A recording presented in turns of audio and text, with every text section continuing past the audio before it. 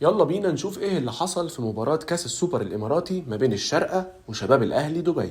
اللعيبة نزلوا الملعب وكل جمهور حيا فرقته. جماهير الشارقة كانوا عاملين دخلة حلوة جدا مستوحاة من مسلسل جيم اوف ثرونز. بدأ الماتش وكان واضح ان الشارقة كانوا افضل في اول ربع ساعة، سجلوا الاول في التاني والماتش شكله بقى اسهل للشارقة. بس في الدقيقة 32 اتغيرت كل حاجة لما اتطرد لاعب الشارقة عبد العزيز الكعبي. شباب الاهلي ما اكتفوش بالتعادل في الشوط الاول، دول سجلوا 3 مرات عشان الشوط يخلص 3-2 لصالح شباب الاهلي. بعد ريمونتادا شباب الاهلي سيطروا على المباراة تماما، لدرجة ان شوية من جمهور الشارقة مشيوا قبل ما الماتش ما يخلص. الريمونتادا اكتملت بافضل طريقة ممكنة، وشباب الاهلي سجلوا هدف واثنين وثلاثة عشان تخلص المباراة لصالح شباب الاهلي بنتيجة تقيلة جدا هي 6-2. احتفل الجمهور بالكاس وبالسداسية، ونزل الفريق استلم الكاس، ونزلت الملعب عشان اغطي الاحتفالات اللي فضلت مستمرة لحد بعد الماتش